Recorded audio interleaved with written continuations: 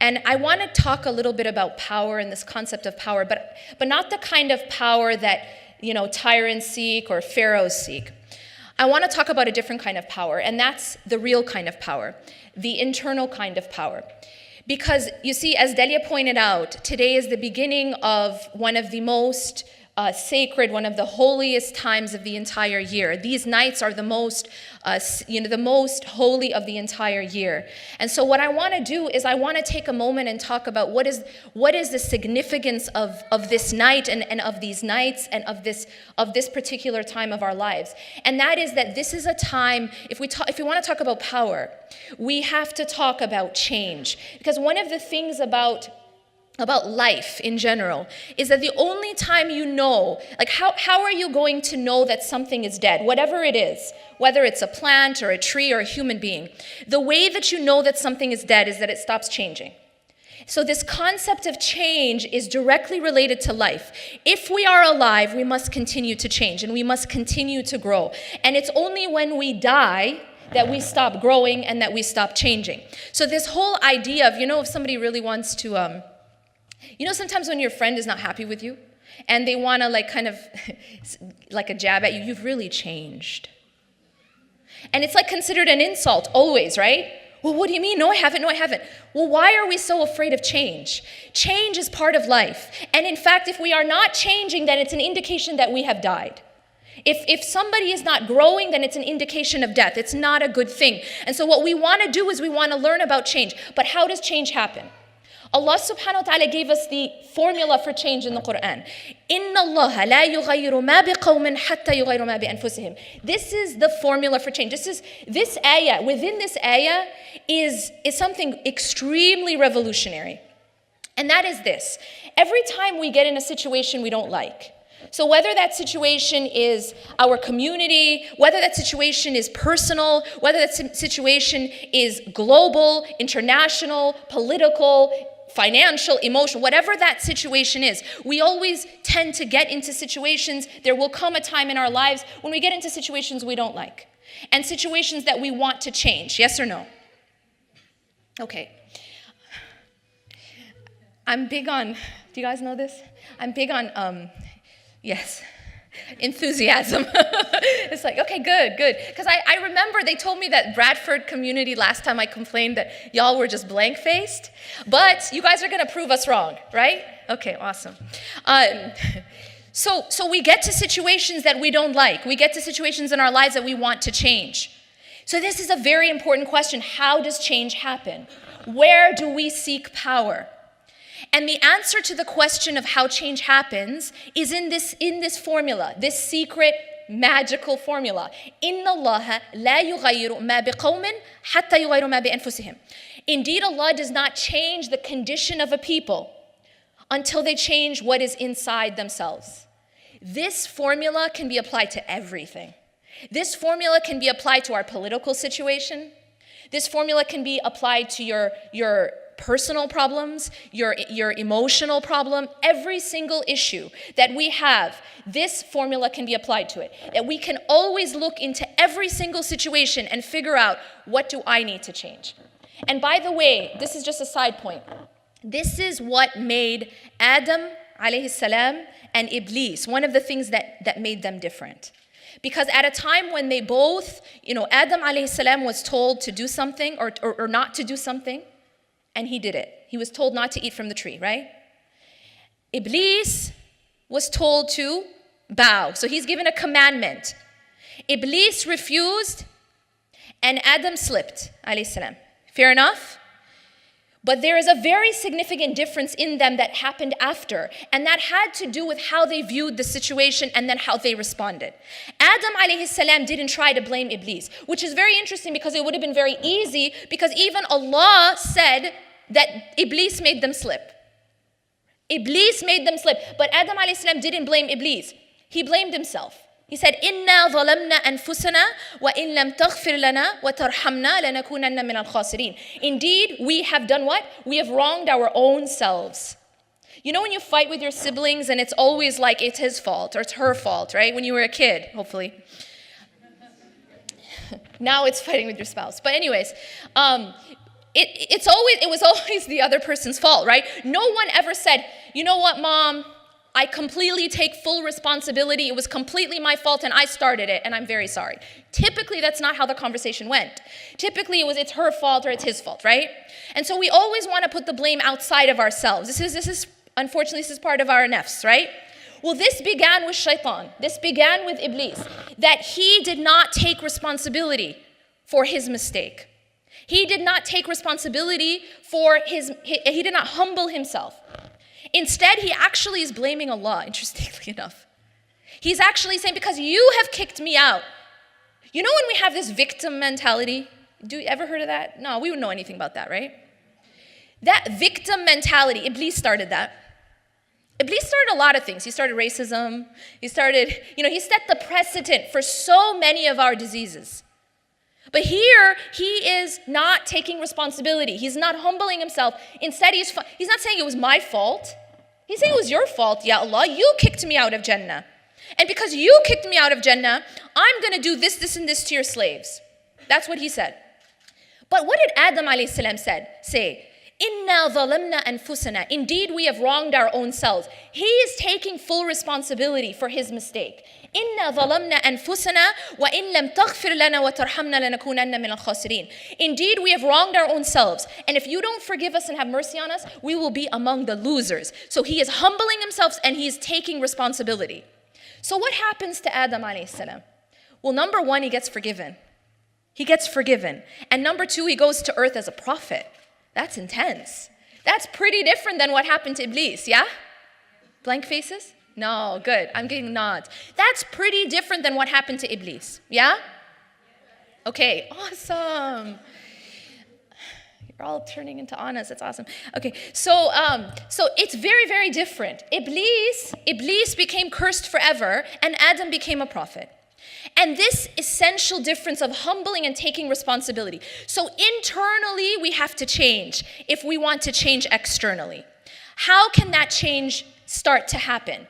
So all of us, most of us, aren't quite happy with our political situation. Delia spoke a bit about Islamophobia. But you see, the thing is about Islamophobia is we speak a lot about the problem itself, right, externally. And we need to talk about that. But there's a very interesting hadith that the Prophet ﷺ, something that the Prophet ﷺ taught us more than 1400 years ago. Okay? Now, listen to this hadith. It's very, very interesting because in this hadith, the Prophet ﷺ is talking about a political situation. He says that the people will soon summon one another to attack you. Sound familiar? Will summon one another to attack you as people summon one another to share in their dish. So we're going to eat soon, right? And you know, like, especially back home, when you go for Umrah and stuff, you have these huge plates and people sometimes share in that. So they call one another, but they're calling one another to attack us. As people call one another to share in their dish. All right? And then the companions are asking, is it because we will be small in number? So they're assuming that power comes from number, right? So they're saying, is it because we will be small in number? And the Prophet ﷺ says, no. Actually, you'll be large in number. Sound familiar? You will be large in number, but here's what's going to happen. So far, the Prophet ﷺ is talking about a political situation, yeah? But then what does he begin to say? Then he says that he describes the situation further. And he says that you will be large in number, but you will be like the froth on the ocean. If you guys ever seen like waves or the sea or any kind of large body of water, there's these bubbles, it's like scum that comes on the top of the ocean, and it has no weight. The thing about the scum, the bubbles on the top of the waves, is that it just goes wherever the tide takes it, you know? It doesn't have any self-determination, if you were to explain it. He said that the ummah will be like that. Sound familiar? That the ummah will be large in number but weak, extremely weak, and will be, kind of just going with the flow. Weak like that. And if you were to, try to like hold that scum or those bubbles, it has no substance. It has no substance. He compared the ummah at that time to that. And he said something else very important. He said that Allah will remove the fear from the hearts of your enemies. and he will put something in your heart. Now this is the disease I want you to focus on. He said he will put wahan in your hearts. And the companions asked, what is wahan? And he defined it like this. He said, حُبُّ الدُّنْيَا وَكَرَاهِيَةُ الْمَوْتِ. Simple as this. حُبُّ الدُّنْيَا, the love of dunya. وَكَرَاهِيَةُ الْمَوْتِ, the hatred of death. What is the Prophet ﷺ talking about? He is describing a political situation and he is diagnosing it spiritually. It is a political situation. We start out by being attacked, yeah? And then he diagnosed it spiritually. He said there is a disease in your hearts. And that disease of wahan, that disease of hubb ad-dunya wa karahiyatul maut is what's going to make you weak. And because of that, your enemies, they will summon one another to attack you like people call one another to share from their dish. It is that which will make you weak. So when we talk about power, real power is internal power. Real power comes from the inside. But how do we get that power? And how do we get that change? How can we start to change internally? I'm just going to talk about 4 points or 4 types of power in terms of this path. First, the power of the heart. The power of the heart. One thing that we learn from the Prophet ﷺ is this is a very, very important principle. And that is the Prophet ﷺ, he describes after a long hadith about rules, haram and halal. At the very end of the hadith, he says something very, very important. He says, "Inna fil jasadi mudgha." Indeed, in the body, there's a lump of flesh. إِذَا صَلَحَتْ, if it is set right, صَلَحَ الْجَسَدُ كُلُّ, the entire body is set right. وَإِذَا فَسَدَتْ, and if it is corrupted, فَسَدَ الْجَسَدُ كُلُّ, the entire body will be corrupted. أَلَا وَهِيَ الْقَلْبِ, indeed it is the heart. What do we learn from this hadith? We learn that despite what we may think about the mind and various other things, the heart is the master of the body. The heart is the master of the body. Because if you fix the heart, as the Prophet ﷺ is teaching us, if you fix the heart, you fix the rest of the body. If you corrupt the heart, you corrupt the rest of the body. And by the way, people say, no, you know this whole argument of mind. No, it's the mind. The mind is a slave to the heart. What do I mean by that? I mean that we use our intellect and our ability to make plans based on whatever's in our hearts. So if in my heart is a disease of greed, then I will use my mind to get power. You get it?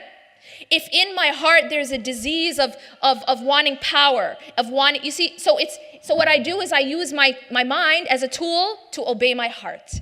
So the key is what's in the heart. What kind of heart does a person have? This is the master of the body. So we got to work there. That's the point.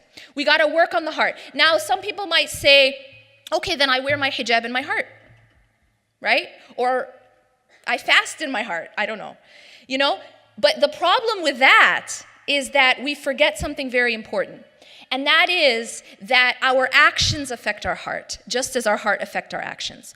It is not a one-way thing. When Allah subhanahu wa ta'ala says that the heart is the master of the body, when the Prophet ﷺ teaches us that the heart is the master of the body, why? He says that when you fix the heart, it will fix the rest of the body, it will fix the rest of your actions. So there is a direct relationship between our actions and our heart, and it goes both ways.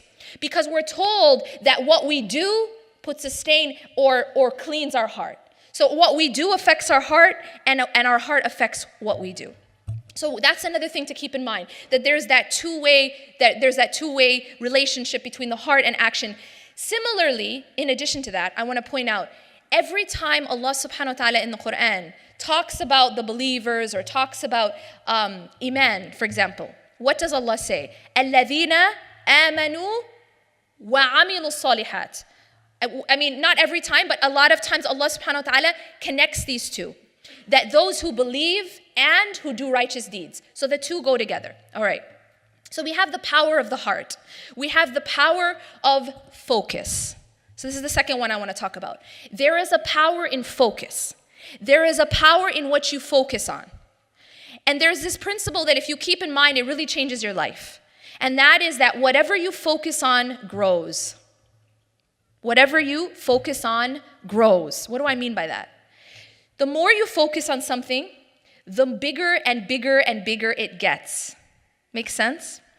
So what that means, for example, is if I'm a type of person who focuses on problems. Do you know anyone like that? If I'm the type of person who focuses on what's going wrong, what's the barrier, what's the problem, you get what I mean? If I'm that type of person, then my problems get bigger and bigger and bigger. And if there's like, sometimes there'll be like one problem in our life, right? Just like one really huge problem. And what do? We focus on it, right? So we start thinking about it. We start talking about it. Basically, that's all we do is obsess over it. What happens to it? Does it go away? Does it it grows. And that's the problem with what we focus on grows. If we are a problem-focused people, then we are going to become surrounded by our problems. We become consumed by our problems. And I don't honestly think there's a better example of this concept than the story of Musa alayhi salam in front of the Red Sea. Because in this story, you have these different types of focuses. It's essentially Allah showing us different types of focuses. What do I mean? So you have Musa alayhi salam standing in front of the Red Sea, and he's with his people, Bani Israel, right? And then you have a superpower army approaching from behind them, coming to them. And in front of them is the Red Sea. So what's happened now? They look pretty trapped. It looks like a pretty bad situation, right?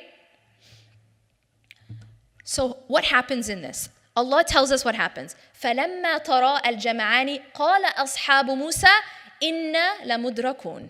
So when the people of Musa check out the situation, they say, indeed, we will be overtaken. You know when you and I collectively, as a community, personally, when we face a problem, has that ever happened? Okay. You know when we face a problem and we feel trapped, and then we say there's no way out, and we feel like there's no way out, and we say inna la mudrakun, and we feel inna la mudrakun, we feel like we will be overtaken. That's it for us. Do you know why that happens? Do you know why Bani Israel said inna la mudrakun? Because Bani Israel was focused on the army and on the Red Sea. Bani Israel was focused on the problem. Bani Israel was focused on the barrier. Bani Israel was focused on the wall. You get it? And so the obstacle was their focus. And because they were focused on the obstacle, they didn't see any way out. And so they said, indeed, we will be overtaken. Inna la mudrakun. Then Allah contrasts and shows us a different paradigm, a different focus. And that was the focus of Musa alayhi salam. Guess what he says? قَالَ كَلَّا. He says, nope. They're saying we're going to be overtaken. You guys, a lot of us feel this way, especially right now. We feel like we're being kind of like surrounded and encroached upon. And our enemies are calling one another to attack us, like people call one another to share from their dish. We're feeling that. Yeah, we're feeling that. And this attack doesn't have to just be physical attack and literal attack, but every kind of attack. Every kind of attack. Whether it is financial, whether it is actual physical attack, whether it is in your self-worth, and as Delia was saying, in just how you view yourself as a community, in your Islamic identity. These are all attacks. We feel this. But the question becomes, what are we focused on? Because Musa alayhi salam was focused on something different. He wasn't focused on the problem. He wasn't focused on the Red Sea. He wasn't focused on the army. قَالَ كَلَّا. He said, no, by no means are we going to be overtaken. قَالَ كَلَّا إِنَّ مَعَيَ رَبِّي سَيَهْدِينَ. He said, indeed, my Lord is with me, and he will guide me through. And that was it. And that was it. Because his focus was not on the Red Sea, his focus was not on the army, his focus was not on the problem, his focus was not on the barrier or the obstacle or the Trump or the whoever, yeah? His focus was on Allah. You know, I'm so sorry. I'm tired of hearing about all the fear. What if Trump gets elected? Guess what? Even if Trump gets elected, Allah's still there. Get it? Like, yeah, I get it. Like, I get it. He wears a strange toupee, and I know he's strange. But at the end of the day, like, that's all I see. That's all I see. But at the end of the day, guess what? Allah is still there. Allah will still be there. Allah will always be there. He was there at the beginning. He will be there at the end. And sometimes we lose focus. Sometimes we lose focus. And we focus on the problem. I get it. He's a problem. I get it. But why are we focused on the problem? And when we focus on the problem, we become more and more afraid and become more and more paralyzed by fear, because fear grows when you focus on it. Similarly, when you focus on hope and when you focus on the light, it also grows. And that's why Musa alayhi salam was able in that situation to not be afraid. He was able to say no. He didn't even shake, like he wasn't shaken. He said, by no means, no, we won't be overtaken because my Lord is with me. That was the reason why he wasn't afraid. It wasn't because he's really strong. It wasn't because he had that awesome staff. It wasn't because of the means. It was because he saw Allah. And then Allah, guess what Allah did?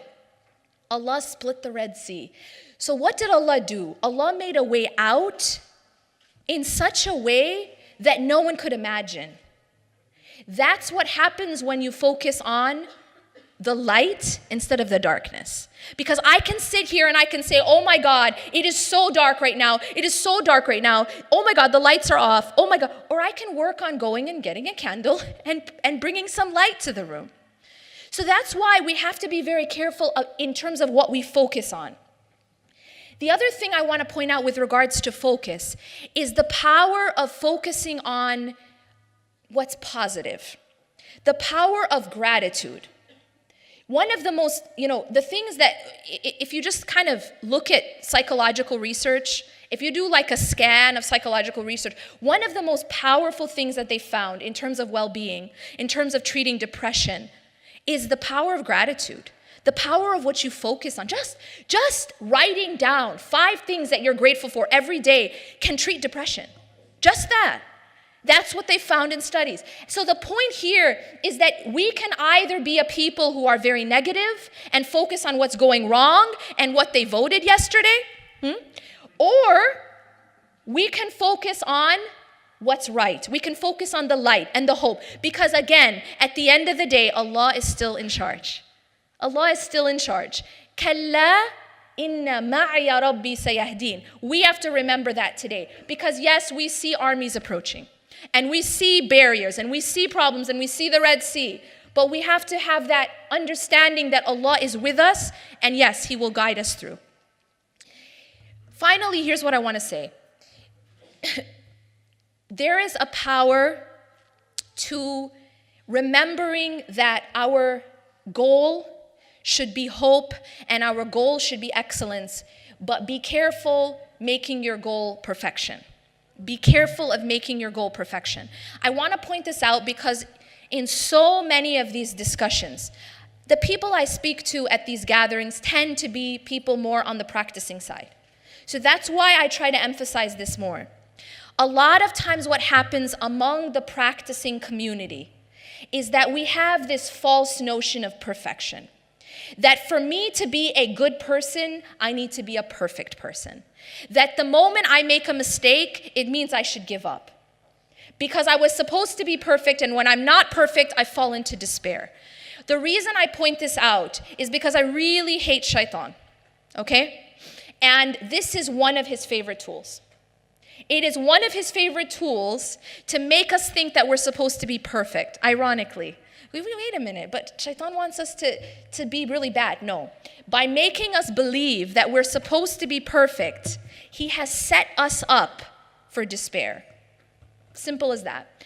Just make this person think that they're supposed to be perfect, their family's supposed to be perfect, their spouse is supposed to be perfect, their community is supposed to be perfect, and then the moment things go wrong, you give up. And you want to just, okay, forget it. This whole idea of She did what? She wears hijab and she did what? You mean she's a hijabi and she did XYZ? You know what I'm saying? Ever heard that before? Or, it's this idea that once you, for example, wear hijab, you become an angel and you're not allowed to be human anymore. And so what we have done in this, I'll tell you what we've done. When we act that way, and my absolute favorite, she might as well just take off her hijab. Do you know why that upsets me so much? Because it's someone saying, just stop trying. You know what I'm saying? Like, you weren't good enough to try. It's so bad. It's so bad. And when I say things, if I say things like that, I am aiding shaitan against my sister. When I say, she did this mistake, so she might as well take off her hijab, that is completely, absolutely screenplay written by shaitan. Absolutely signed off by him. Because what it is, it's an idea of all or none, right? You couldn't be perfect, so you should just take off your hijab. Or you couldn't be perfect, so just stop praying. You know this idea of I'm being a hypocrite? You know this hypocrite idea? You're going to commit that sin and then you're going to go pray? Or you're going to commit that sin and then you're going to go to the masjid? You might as well just stop praying because you're being a hypocrite. Why am I saying this? Why am I saying this? Because this becomes a block and a barrier to changing internally. Why am I talking about change? Because we will never change as a people. Our condition will never change until we change, until I change. So that's why I'm talking. You might not think this is relevant. What does this have to do with Trump? Or what is this? It has everything to do with our situation. Until we change inside and we start having hope and we stop having despair, things will not change externally. إِنَّ اللَّهَ لَا يُغَيْرُ مَا بِقَوْمٍ حَتَّى يُغَيْرُ مَا بِأَنفُسِهِمْ. We have to come back to fighting despair, because I really, really believe that one of our biggest problems is despair. One of our biggest problems is despair. We look around us and we see darkness. We look around us and we see armies. We look around us and we see the Red Sea, and then we become hopeless. We look at ourselves and we're like, you know what? I might as well stop trying. And this happens because we have the wrong expectation. So finally, what I want to do is end with this. Realize that hope is not in who gets elected. Hope is not in a political situation. Hope is not even in your own deeds. But put your hope in Allah subhanahu wa ta'ala. كَلَّا إِنَّ مَعَيَ رَبِّي سَيَهْدِينَ.